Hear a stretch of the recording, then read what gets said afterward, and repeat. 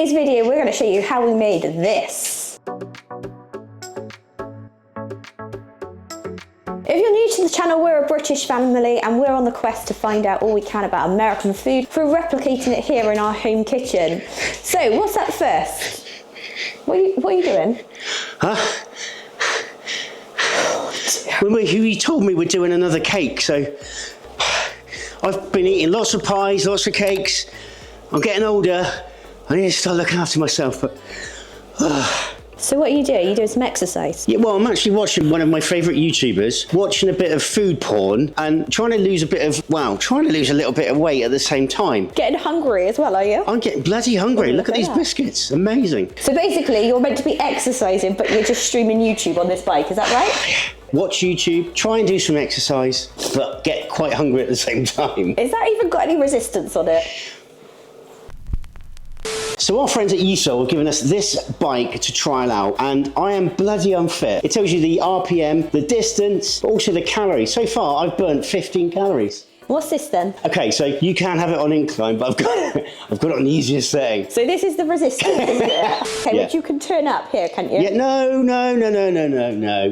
Build up gradually. Any exercise, talk to your doctor first. So our friends at USO have given us this bike and giving you $100 off this bad boy. Just use the discount code Mr. H100 to get that discount for yourselves. Get yourselves fit and healthy. Right, so to get you actually healthy, watching Cowboy Kent might not do it. You need to kind of do an exercise class or something, don't you? Oh, do I have to? So the USO app comes with its own kind of exercises, so you can choose an exercise from this, like a class. So we can select a class for you to join. So this is when you see those super fit people and you look at them and go, bloody hell, I'm never going to look like that. Is if you've got a Peloton app, you can stream Peloton classes as well. That's cool that it will actually connect to various different platforms and not just the USO app itself. Right, I'm going to turn the resistance up on this and let you get pedaling. That's not in the script.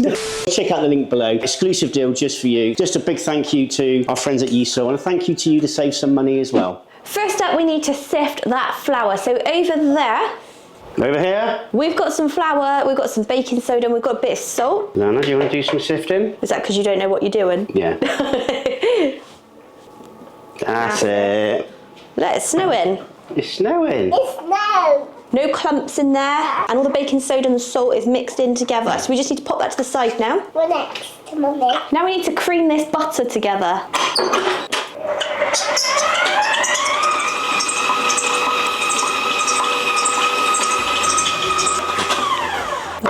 That's nice and light and beaten. So now to add in the sugar.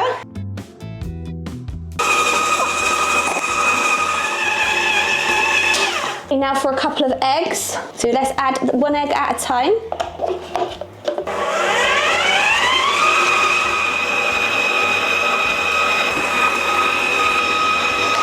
Okay, now in with 2 teaspoons of vanilla. Okay, now 2 tablespoons of cocoa powder being sifted in. So can you do that, Elena? Like you did with the flour. Oh, side to side, baby. Chocolate!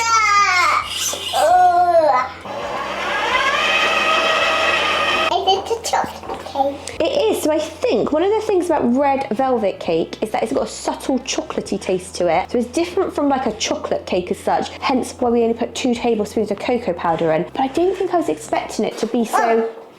I don't think I was expecting it to be so chocolatey looking at this stage. Okay, Elena is really keen for this next part, not because we've got some buttermilk here, but because we're going to get the food colouring out in a minute, and that's one of the things that makes red velvet cake what it is that red. I love my colouring mixer. But one thing that makes red velvet cake is that red colour, so we're going to determine the colour or the depth of that red when we add in the colouring mix in a minute. Okay, into this buttermilk we need to add a tablespoon of white vinegar. So buttermilk already is a little bit sour, I would say. So the vinegar in this kind of makes me feel a little bit unsure about this particular recipe because the buttermilk itself is already quite sour, I'd say, a bit tangy. So adding vinegar in is going to make it even tangier, but I do trust this recipe. But today's recipe is coming from Preppy Kitchen, which we'll link in the description down below. Right, Elena's favourite part, the food colouring. So here's your food colourings. Whoa. And we need to choose a red because it's red velvet cake and we want quite a dark red. So let's look at what reds we've got in there, Elena. I have have this colour red, this colour red. What are they called? So we've got rouge, crimson, what's that one? Sunset red. This one. Yeah, go for it. We're going to use a slightly different variation in the recipe because we are using these which are quite pigmented and not the liquid food colouring that the recipe suggests. Let's go for a few drops and mix it up and then see if we need to add more or less, yeah? Going back to the vinegar, it always like blows my mind. You put white vinegar in a cake. Yeah. Oh, look at that red. Wow, that's amazing. Elena, is that fun? Yeah. Yeah? Oh, I think we're going in with a bit more red. Oh, we're going a bit more red, yeah. Go Reds. High five, Clive. Ah! It's looking quite pink where it's mixed with the buttermilk. Do you want to try a different red? Red, do you want to try that one? Oh, look at that. So we've got to add half the flour mix in and then half the buttermilk mix and mix them all together. So I'm going to go in with half the flour. 1, 2, 3. Right, let's go in with the other half of the flour.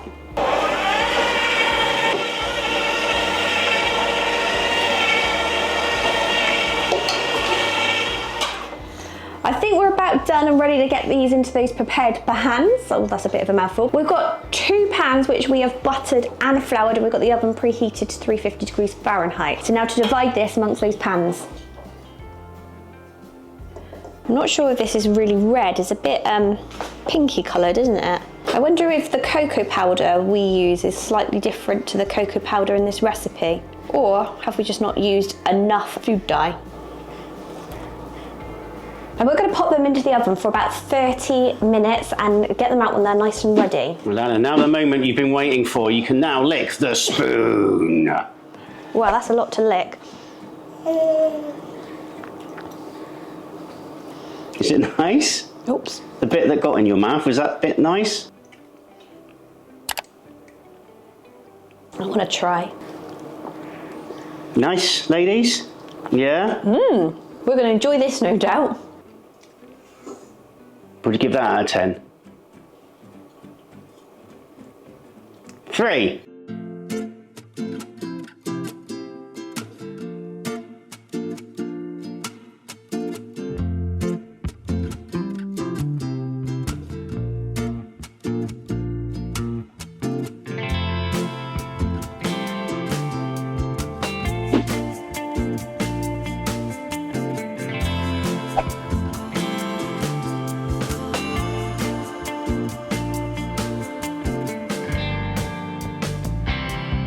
Those cakes are cooled nicely, so we now have to prepare this frosting, which is where things get even more calorific. So we've got some butter and we've got some cream cheese. Yeah. We're just going to pop this into the KitchenAid and beat it until light and fluffy. Oops, we didn't need that bit. We're trying to save on calories, okay?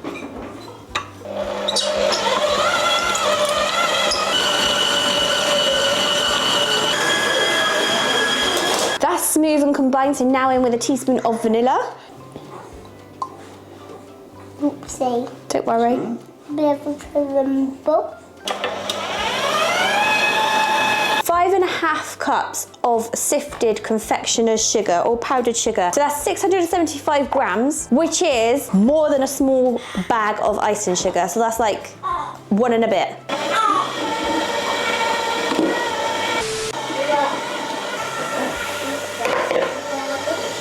The frosting is a little bit runnier than I would like, so I have added a little bit more confectioner's sugar, but I'm hoping that when we leave this in the fridge to set for about an hour, it really is going to firm up. Here's hoping anyway, but feel free to let me know in the comments if I should have done something else at this stage before I start icing this cake. Now, a little tip some of you told me to do is to put this on the bottom of the cake base so that when you put your cake on, it doesn't slide around. So I'm going to do that. Before I start icing this cake, I'm going to take half a cup out and I'm going to pop it in the fridge to firm up a little bit because we're going to use that for piping later.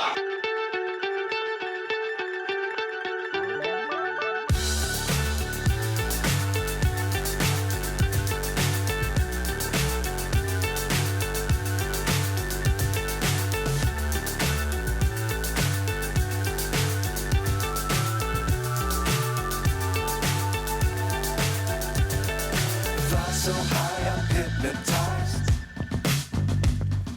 What's up is down, what's left is right. Chasing stars and holding you. I can't see the end, but we'll see it through. That frosting clearly was too runny because it was just dripping down the sides and the cake was sliding all over the place. So I had the idea, and this might not be correct, but I popped it all in the fridge and I thought, let's just cool that temperature down and hopefully it solidify a little bit, which I think it has done because this is still movable, but not as runny. And hopefully the top won't completely slide off. I know it's not gonna look as good, but we are gonna finish off icing it anyway. So it's kind of a little bit more stable, I'd say. Not sliding all over the place, but we're gonna try and move it back over here a little bit. So we're just gonna carry on trying to frost it, and then we're gonna pop it into the refrigerator for an hour before we do that taste test. Probably still is a bit runny. I think one of the issues as well might be that my cake is not completely flat. I should have chopped it down and tried to make it a little bit flatter. I think the good thing about the frosting is it can kind of hide some of the flaws. I think this frosting's still too gloopy. It's just running off the sides. Okay, that is just shocking. Okay, so this cake has been the bane of my life. The frosting just isn't working, so I've decided I'm reconstructing it. I've put some cornstarch into the frosting to try and thicken it up, and I'm not sure if that's the right thing to do, but I looked it up and apparently this was a good thing to do rather than adding more confectioner's sugar because that would sweeten it up. So take maybe 27, I think, of this cake.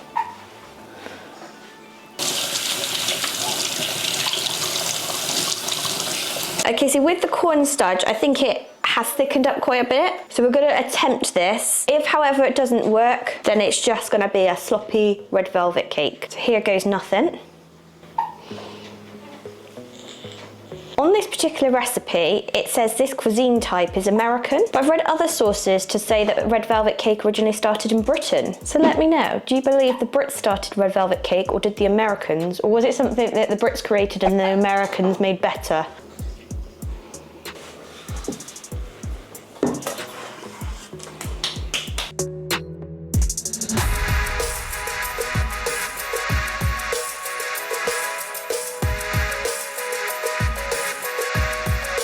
These cake layers are just not lining up. So I think we're gonna have to go for one of those, are they called naked kind of cakes, where you don't have the icing so much on the outside? Like, because if you look at this area, I mean, let's just go for it, because the more frosting I'm putting on, the more is pouring off. So the frosting still is not right. I think it's down to the cream cheese. Now, somebody did tell me in a previous video that our cream cheese looks a lot softer and more watery than the cream cheese you get over there. So it might have been the cream cheese. I'm gonna tidy this up a little bit, pop it in the fridge, let it set for an hour, and then we're gonna do the all important taste test. I was gonna go with the frosting, kind of piping it on to make it look pretty, but I just don't think it's gonna hold a shape, so there is no point at this stage. See you in about an hour.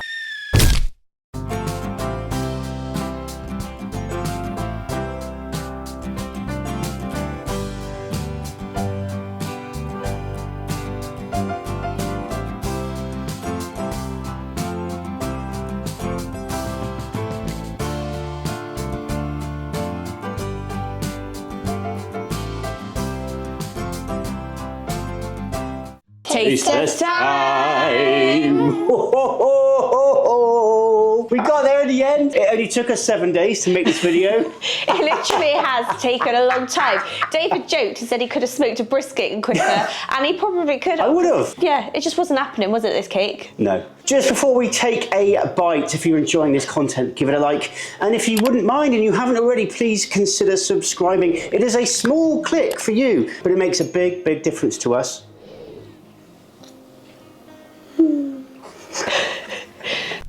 No stopping some people in their red velvet cake, so what's the verdict? Quick, your jibber jabber. A 3! Woohoo! Go on, Daddy, you try some. No, you go some. You know. I go some? Yeah.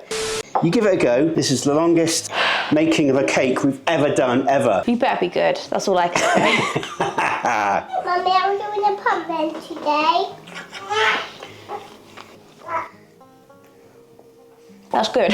Is it? Oh, I was expecting to be really disappointed just because of the nightmare we had making it. That frosting's sweet, and I don't like sweet frosting, but because of the cream cheese element, it tastes really good. That coupled with the sponge, so the sponge itself is very, please take a bite while I'm just talking. Okay. It's very moist still, and not very heavy, and it's got those subtle chocolate notes coming through. right. Mommy, which rating do you give it? That's nice. That's good. That has exceeded my expectations, actually. Could do with a little bit more frosting. Don't say that. Me and the frosting are not friends, and I did actually end up getting rid of a little bit of frosting. Oh, that's bloody good. Doesn't matter if it's come from Britain or America. This is deluxe. I'm not a massive sponge fan, but the sponge is really good as well. I know I said I wasn't expecting to like it just because of the hassle I had trying to make it, but because it's got cream cheese in it, I think I like it a little bit more because it's got a bit like the frosting you get with the cinnamon roll. But this is a cake that I would never ever order if it was on a menu. And I don't know why. I think in my head I had something that was tasting something different than it is. I think for me I thought it was a bit more like a Black Forest Gatto, which I didn't really like. And I also thought it was high in calories, which I think it is. But I'm not one for watching calories nowadays, right? Mommy, which rating do you give it? So I want to Mommy and Daddy to give it 10 out of 10. So Daddy's doing a dance and Elena has just changed her rating to a 10 out of 10. David, with that dance, giving you a bit of night fever or something? Yeah, I tell you what, a coffee would be amazing with this. I'm going to go with a rating. I'm going to go with an 8 out of 10. But it's a really... I think which rating you give it, I give it an 8 when you give it a rating. It is a really good cake, and that is a really strong 8 out of 10. For somebody that doesn't like frosting, and I didn't think I'd like the combination of these things, it's really, really good. It's not my favourite ever cake, but it is a really good cake. For me, it is right up there. I'm going to give that a 9 out of 10. I'm going to give it a 9 out of 10. I think if I had a coffee, it might be 9.5 out of 10. Guys, we hope you enjoyed this video. You can't say as much as we liked making it, because I hated making this video. Check out the You Sold bike and all that good stuff, and all that leaves this little British family to say is... Take care. God bless. And see you in the next video.